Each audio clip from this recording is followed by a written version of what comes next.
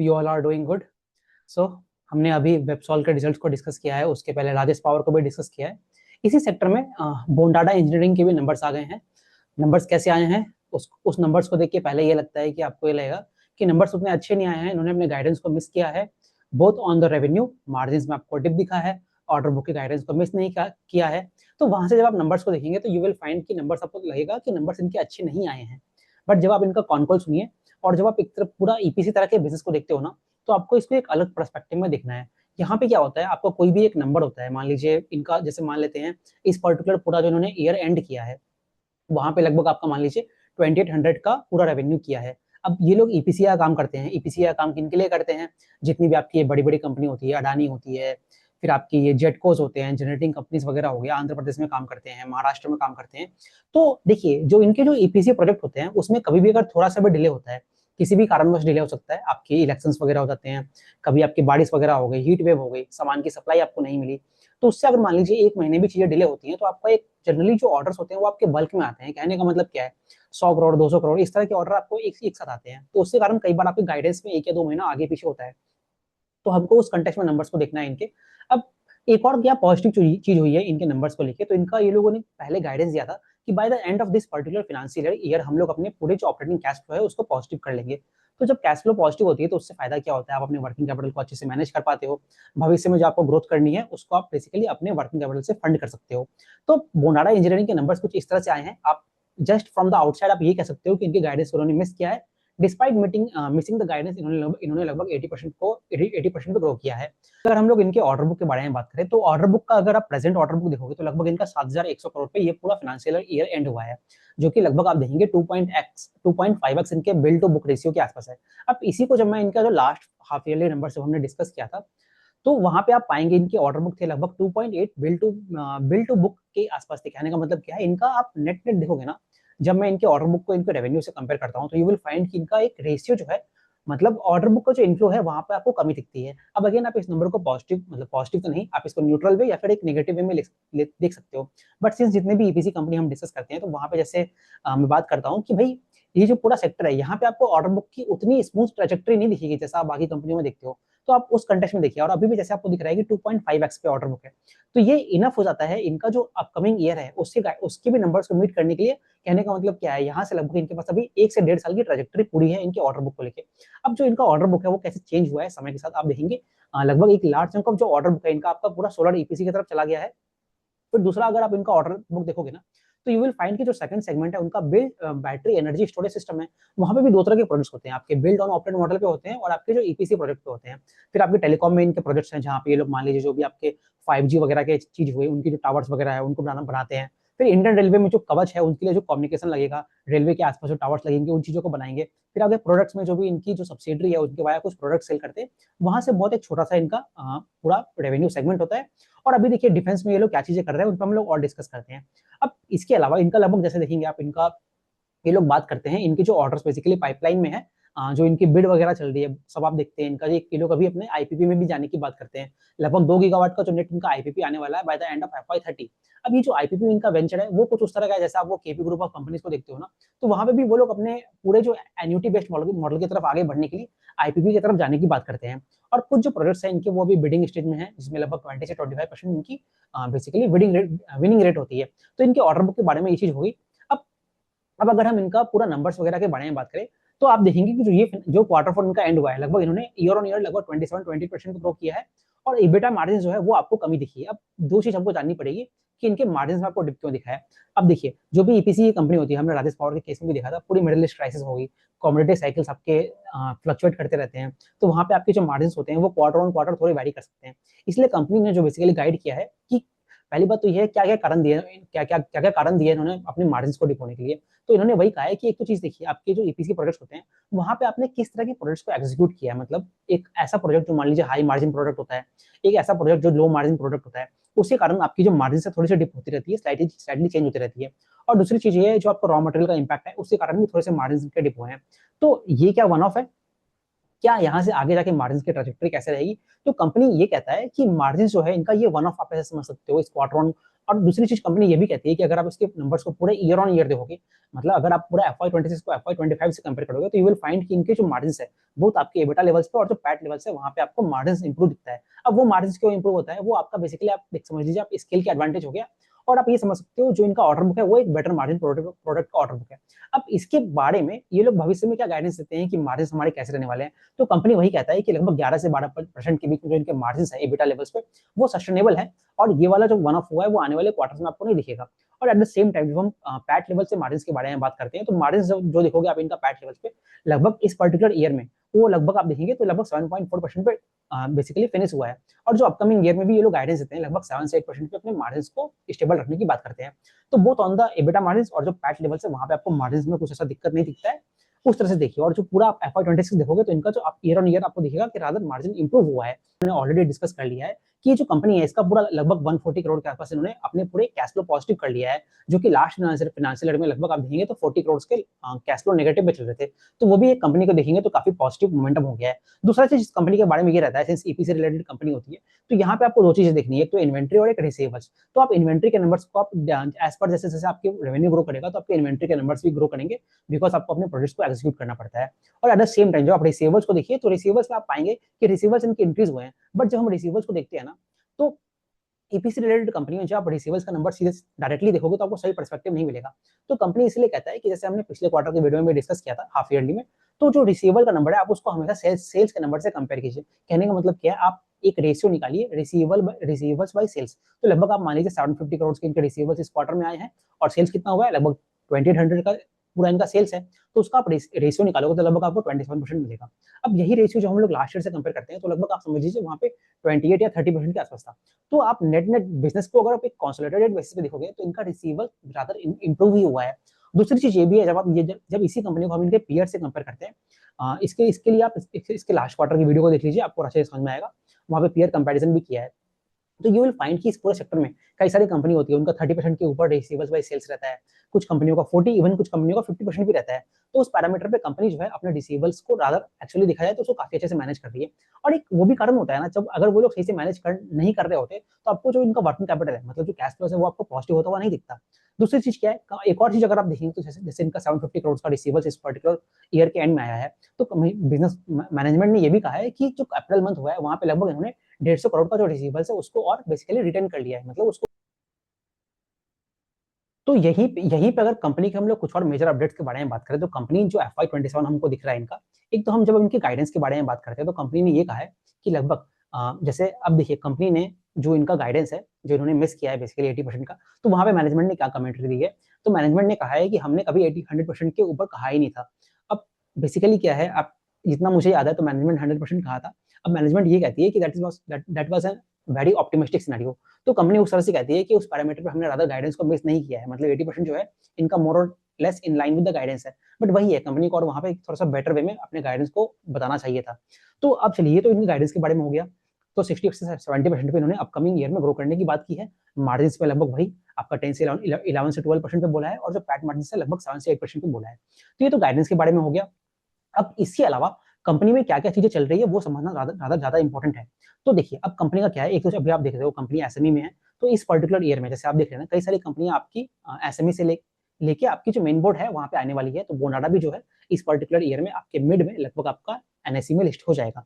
तो वो एक पॉजिटिव अपडेट है। इसके अलावा कंपनी के कई सारे जो वर्टिकल्स हैं उन चीजों को समझते हैं हम लोग एक एक करके। देख रहे हो इनका जो पूरा विजन है FY30 तक का, जहां पे ये लोग अपने पूरे लगभग $1 बिलियन की कंपनी करने की बात करते हैं, जो कि देखेंगे आप तो लगभग 9,000 से 10,000 करोड़ के बीच में इनका पूरा रेवेन्यू करने की बात करते हैं कंपनी। तो उसके लिए क्या है, कंपनी को अपना बैकवर्ड इंटीग्रेट करना पड़ेगा। जैसे अगर आप ट्रांसरेल से आप इसको कनेक्ट कर पाओगे तो काफी अच्छे से आपको समझ में आएगा। तो कहने का मतलब क्या है, जैसे ट्रांसरेल को जो आप देखते हो तो यू विल फाइंड कि इनके जो कनेक्टर्स होते हैं, वायर्स वगैरह होते हैं, उसकी पूरी बैकवर्ड इंटीग्रेशन है। तो ये कंपनी भी कुछ ऐसा ही इनका तेलंगाना हैदराबाद के आसपास लगभग आपका आई थिंक 150 करोड़ के आसपास का ये लोग केपेक्स कर रहे हैं। जिसमें क्या होगा, ये लोग अपने जितनी भी प्रोजेक्ट होती है एमएमसी टावर्स वगैरह हो गए, उन सभी चीजों को बनाएंगे और उसको बेसिकली अपने जो प्रोजेक्ट्स होंगे एपीसी का काम होगा वहां पे उसको यूज करेंगे एक तरह से। और दूसरी चीज क्या है, उससे जो इनके सर्विसेज वाले जो सेगमेंट होंगे जहां जहां पे लोग अपने प्रोडक्ट्स को बेचते हैं, तो वहां पे भी चीजों को रादर बेचेंगे। और वो ये जो बेसिकली पूरा इनका केपेक्स है वो लगभग आप मान लीजिए आने नेक्स्ट ईयर में वो कमीशन हो जाएगा। तो ये कंपनी के कुछ केपेक्स वगैरह के बारे में प्लान्स हो गया। सो अब हम लोग यही करके बिजनेस का जो सारे सारे वर्टिकल्स हैं उनमें क्या चीजें चल रही है, उनमें क्या अपडेट्स हैं, कैसे आउटलुक रहने वाला है, उनको समझते हैं। सो हमने ऑलरेडी देख लिया कि इनका लगभग 25 गीगावाट का पूरा विजन है by the end of FY30। ये जो 25 गीगावाट का टारगेट है उसमें लगभग अगर आप देखेंगे तो लगभग 16 गीगावाट जो है वो आपके सोलर से आने वाला है, 9 गीगावाट जो है वो आपके बैटरी से आने वाला है। अब बैटरी में भी कैसा स्प्लिट है, तो वहां पे अगर आप देखेंगे तो लगभग 2 गीगावाट जो है वो आपका basically build on operate model पे काम करने वाला है, और जो नेट पूरा 25 गीगावाट हो गया ना, वहां पे लगभग जो 2 गीगावाट है वो आपके बेसिकली आईपीपी प्रोजेक्ट की तरह से काम करेगा।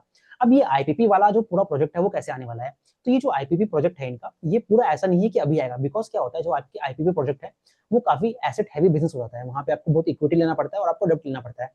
तो कंपनी कहता है, जैसे हमने लास्ट क्वार्टर में भी डिस्कस किया था, कि वो जो प्रोजेक्ट है वो इनका स्टैगर्ड मैनर में आने वाला है, और वो पहले इन्होंने इनको लगभग अभी वहां पे बेसिकली आप समझ लीजिए कि बहुत इनिशियल स्टेज में है, तो उसको पहले लगभग 250 मेगावाट का बेसिकली लोग आईपीपी का प्रोजेक्ट लेके आएंगे, फिर उसको धीरे धीरे बढ़ाएंगे। अब वो जो 250 मेगावाट का इनको लेके आना है, तो वो 250 मेगावाट लाने के लिए लगभग लगभग इनको पूरी इक्विटी की जरूरत पड़ेगी, वो लगभग 250 करोड़ की पड़ेगी। अब उसकी फंडिंग कैसे करोगे, तो फंडिंग आपकी बहुत इंटरनल एक्रूवल, डेप्ट, और भविष्य में जब उसकी जरूरत पड़ेगी तो उस पर आपकी इक्विटी भी रेज करेंगे। अब ये चीज कितनी जल्दी होने वाली है, तो मुझे जो लगता है ये चीज में अभी काफी डिले है, लगभग 1 साल से ऊपर का डिले होने वाला है। डिले कहने का मतलब क्या है, समय है, बेसिकली डिले नहीं है। ऐसा क्यों बोल रहा हूँ, बिकॉज क्या है, आईपीपी का जो प्रोजेक्ट होता है उसके लिए पहले आपको लैंड लेना पड़ता है, कनेक्टिविटी लेनी पड़ती है, तो वो सारी चीजों को अरेंजमेंट करना पड़ता है। अब ये चीज कैसे मैं कह रहा हूँ, तो आप इसके लिए बहुत अच्छे से आप क्लीन मैक्स को देखिए, या फिर जो आपके केपी ग्रुप ऑफ कंपनीज आप उनको देखिए, या फिर आप एक्मी सोलर होल्डिंग्स को देखिए, तो आपको काफी अच्छे से अंडरस्टैंडिंग मिलेगी। तो कंपनी जो अपने आईपीपी वेंचर की तरफ आगे बढ़ रहा है, अल्टीमेटली करना क्या चाहता है, कंपनी वहां से एक annuity based income cash flow के रूप में जनरेट करना चाहता है। और ये लोग बेसिकली इनका जो एम है ना, कि by the end of FY30 के पास लगभग 2 गीगावाट का प्रोजेक्ट हो, ताकि जब उसके भविष्य में, जब उसके आगे ये लोग एक्सपांड करें, जो भी इनके भविष्य के विजन होगा, तो वहां पे उस 2 गीगावाट वाले आईपीपी प्रोजेक्ट से बेसिकली कैश फ्लो बना पाएंगे अपना। तो ये जो पूरा इनका वेंचर है, जैसे आप देखेंगे तो इनका सोलर में क्या काम करना चाहते हैं, बैटरी में क्या काम करना चाहते हैं, उसके बारे में हो गया। अब देखिए, दूसरा सबसे एक्साइटिंग वेंचर जो इस कंपनी का है वो आपका देखेंगे रेलवे के बारे में, तो वहां पे क्या है, वहां पे बेसिकली आपको वो कवच वगैरह के टेंडर्स आ रहे हैं, तो उसमें काम करते हैं। तीसरी चीज अगर हम बोले, जो आपके ये टेलीकॉम टावर्स वगैरह होते हैं, वहां पे 5G का काम कर रहा है। तो इस डिस्कशन को हम लोग यहीं पर रखते हैं। जो इनकी दो एक्साइटिंग वर्टिकल्स है, जो डेटा सेंटर्स वाला हो गया और जो डिफेंस वाली जो थीम है, उसके ऊपर क्या क्या चीजें चल रही है, यही करके बात करते हैं।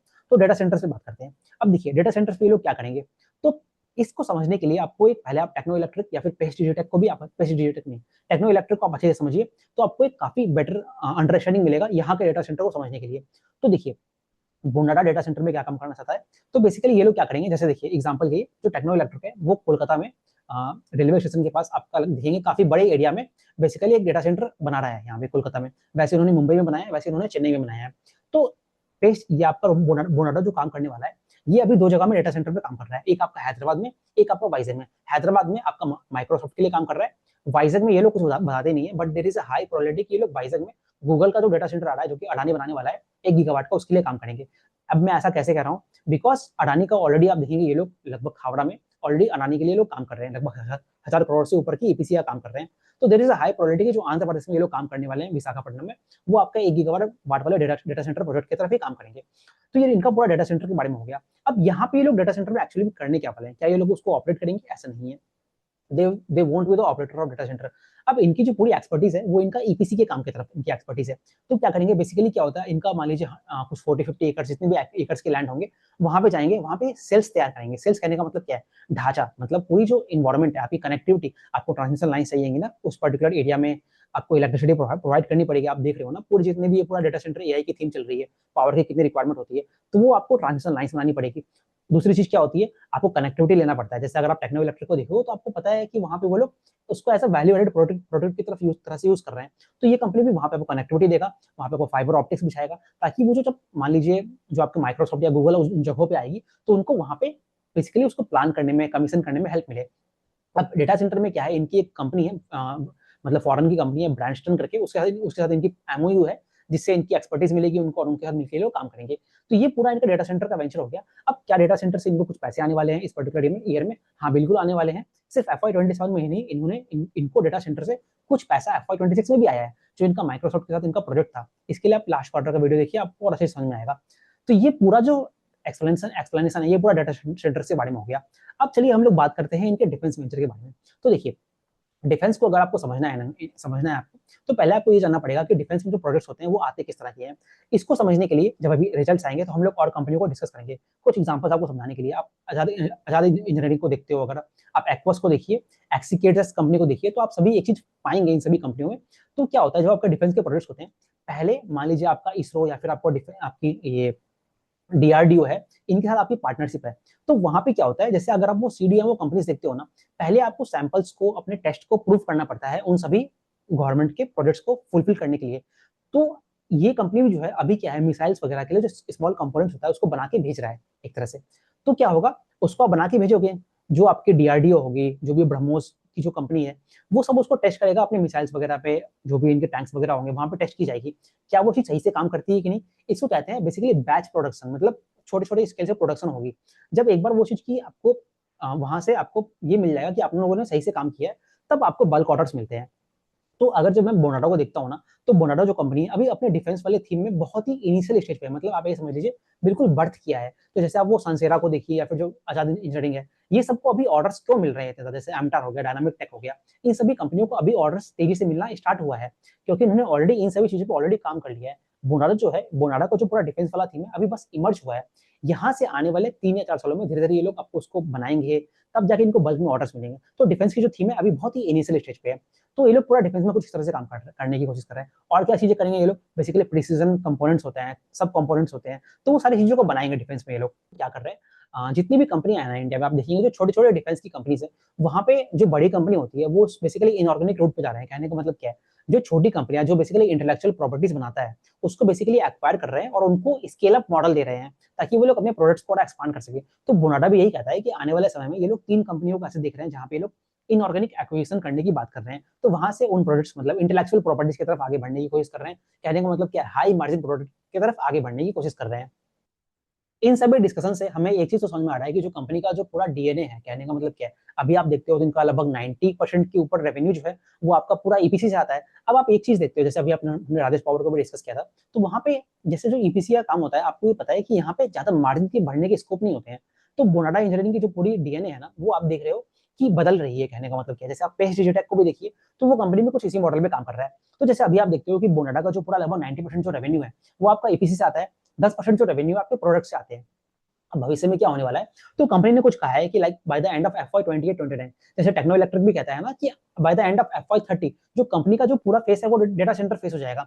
तो वैसे ही बोनाडो को अगर आप देखेंगे ना, तो बाय द एंड ऑफ 28-29 ये लोग जो कहते हैं, सिर्फ अभी आप देख रहे हो ये लोग पूरा केपक्स कर रहा है, डिफेंस में जा रहे हैं, डेटा सेंटर की तरफ जा रहे हैं, आपके बेस्ट में बिल्ड ऑन ऑपरेट मॉडल पे बेसिकली एन्युटी बेस्ड मॉडल बनाएंगे, आईपीपी प्रोडक्ट्स कर रहे हैं।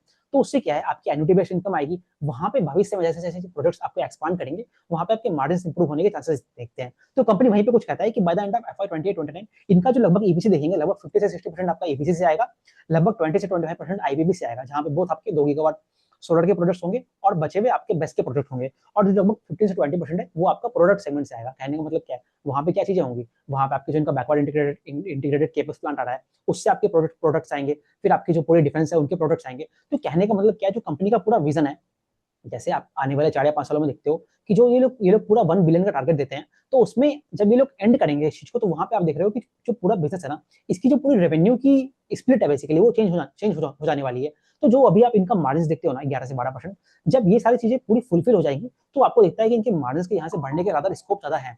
बट क्या ये चीजें अभी हो रही है, ये चीजें अभी नहीं हो रही है। ये चीजें होने में आपको लगेगा 1 से 2 साल। तो क्या हम अभी से इस चीज को लेकर एक्साइटेड हो जाए, नहीं। तो इस कंपनी को जब हम देखते हैं, तो हमें अभी प्रेजेंटली इनको पूरा प्योर प्ले ईपीसी के फॉर्म में देखना पड़ेगा। क्योंकि क्या होता है, आप देखिए हर एक 6 महीने बाद ही चीजें कितनी बदल जाती है। तो प्रेजेंटली ये कंपनी पूरा ईपीसी की तरफ काम कर रहा है। अब ये तो पूरा इस कंपनी का विजन हो गया, उनके पूरा डिस्कशन के बारे में हो गया। अब फाइनली अगर मैं इनके पूरे आउटलुक और जो वैल्यूएशन अगर मैं उसकी बात करूं, तो देखिए कंपनी ने लगभग इस पूरे ईयर को लगभग 250 करोड़ रेवेन्यू पे एंड किया है, लगभग 80% ग्रोथ है। और पैट पे भी देखेंगे तो लगभग थोड़ा सबसे ज्यादा, लगभग 85-90% पे इनका पैट ग्रो किया है। लगभग 211 करोड़ के रुपीस पे इन्होंने पूरे ईयर के पैट को फिनिश किया है। अब यहाँ से आउटलुक कैसा है अपकमिंग ईयर में, तो लगभग इन्होंने 60-70% टॉप लाइन पे ग्रो करने की बात किया है और 60 से 70% अपने बॉटम लाइन पे ग्रो करने की बात की है। तो चलिए मानते हैं 60% ये लोग ग्रो करते हैं at the same 7 to 8% EBITDA margin. तो देखेंगे तो लगभग FY 27 का जो पैट है वो यहाँ से लगभग 320-330 करोड़ पे आने की संभावना दिखती है हमें। तो चलिए मान लेते हैं 320 करोड़ ये लोग अपना पैट करते हैं अपकमिंग ईयर में। तो उससे आप इसका फॉरवर्ड पी निकालिए, तो लगभग आपको मिलेगा 12 से 15 के बीच में इनका फॉरवर्ड पी मिलेगा। तो क्या यहाँ से ऐसा स्कोप है कि इनका पी 12 से 15 से बढ़ के लगभग 50 पी तक पहुंच जाएगा? ऐसा भी बिल्कुल नहीं है, बिकॉज ये company at the end EPC company है, अभी इनका रेवेन्यू उतना चेंज हुआ नहीं है। तो वैल्यूएशन ऑफकोर्स आपको इनके कम भी दिखेंगे, कम तो ऑफकोर्स है ही। एट द सेम टाइम आपको इसको ये भी देख के रखना है कि इस कंपनी को आप किसी कंज्यूमर कंपनी हो गया, जो वे टू डिटेल होती है या फिर जो ज्वेलरी की कंपनी होती है, उनसे भी आप इसको पूरा कनेक्ट नहीं कर सकते हो। बट हैविंग सेड दैट, क्या इसमें डिमांड ही कुछ कमी दिख रही है? डिमांड कहीं पे भी कम नहीं दिख रहा है। आप देख रहे हो कंपनी कंटिन्यूअसली ग्रो कर रही है, अपनी कैश फ्लो को भी पॉजिटिव किया, मार्जिन्स में भी एक बेटर आउटलुक की है। तो सारी कुछ चीजें कंपनी में अच्छी चल रही है और जो पूरा रेवेन्यू सेगमेंट भी है वो भी डाइवर्सिफाई हो रहा है, एक हाई मार्जिन सेगमेंट की तरफ आगे बढ़ रहे हैं। और देखते हैं आने वाले क्वार्टर्स में ये लोग कैसे कैसे एग्जीक्यूट करते हैं। होप आपके डाउट्स क्लियर हो गए होंगे। Let me know your thoughts in the comments. Thank you very much.